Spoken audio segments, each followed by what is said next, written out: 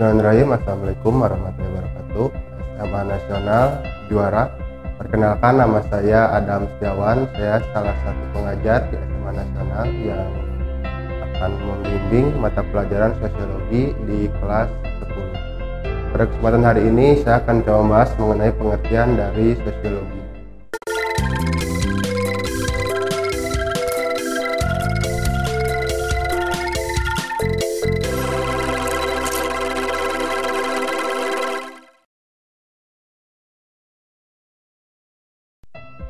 Menurut bahasa, sosiologi berasal dari dua kata, yaitu sosius dan logos.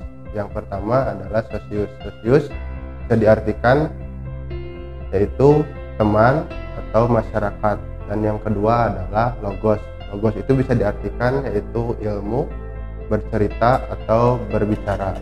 Sehingga secara sederhana kita bisa simpulkan bahwa ilmu sosiologi adalah ilmu yang membahas atau membicarakan tentang kehidupan yang ada di dalam masyarakat.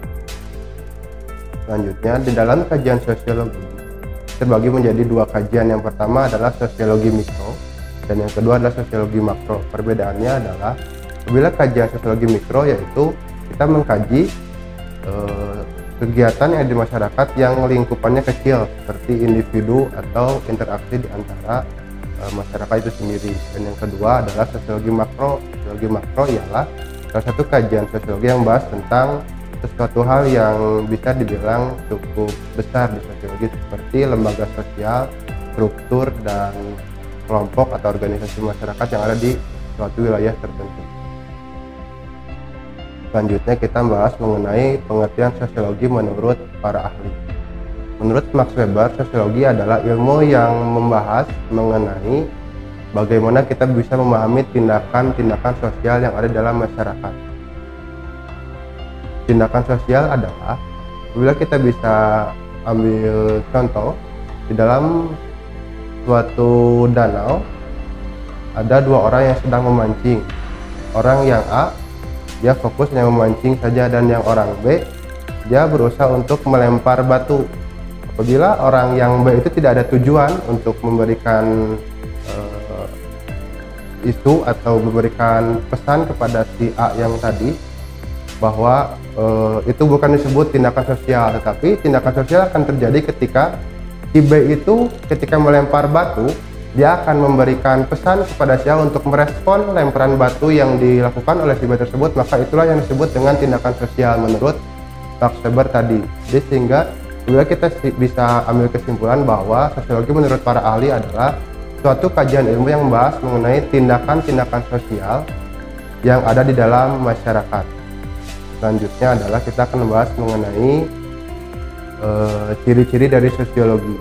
Sosiologi memiliki 4 ciri ya teman-teman. Yang pertama adalah ciri dari empiris, teoritis, kumulatif, dan non-etis. Kita akan bahas mengenai yang pertama tentang empiris. Apa sih yang disebut dengan empiris itu? Empiris dalam kajian sosiologi adalah sosiologi itu membahas sesuatu hal yang nyata yang ada dalam suatu kejadian realitas sosial tertentu, dan kejadian tersebut masuk akal sehingga sesuatu hal yang dikaji oleh kajian sosiologi itu tidak mengawang-awang atau tidak nyata, tapi harus sesuatu hal yang konkret. Itu adalah kajian empiris yang disebut di dalam ciri-ciri sosiologi. Yang kedua adalah teoritis. Nah, di dalam teoritis ini, sosiologi adalah membahas mengenai bagaimana realitas sosial ini bisa kita kaji dalam kacamata teori sosiologinya. Contoh yang tadi dalam sederhana di awal kita jelaskan tentang tindakan sosial. Tindakan sosial itu bisa disebut kajian sosiologi ketika suatu kejadian tertentu emang ada teori awalnya, teori tindakan sosial yang tadi, suatu tindakan yang membutuhkan respon dari orang lain ketika kita melakukan sesuatu di dalam interaksi di dalam masyarakat. Yang selanjutnya adalah kumulatif. Nah, kumulatif ini adalah bagaimana kegiatan kajian keilmuan kita itu bisa saling berkesinambungan di antara teori yang lalu, dan kita akan coba kumulatifkan dengan keadaan kenyataan sekarang dan dikaitkan dengan teori yang akan kita kaji lebih dalam lagi, menyesuaikan dengan keadaan yang hari ini sedang hangat atau sedang viral. Dan yang terakhir adalah non-etis. Non-etis di sini kita sebagai seorang sosiolog hanya memberikan pandangan saja, tidak menghakimi bahwa suatu hal di dalam kajian masyarakat itu baik atau buruk, benar atau salah. Kita sebagai sosiolog adalah hanya memberikan pandangan-pandangan kita saja tentang kejadian masyarakat atau kejadian yang ada dalam kenyataan di suatu wilayah tertentu. Selanjutnya kita akan bahas mengenai objek kajian sosiologi.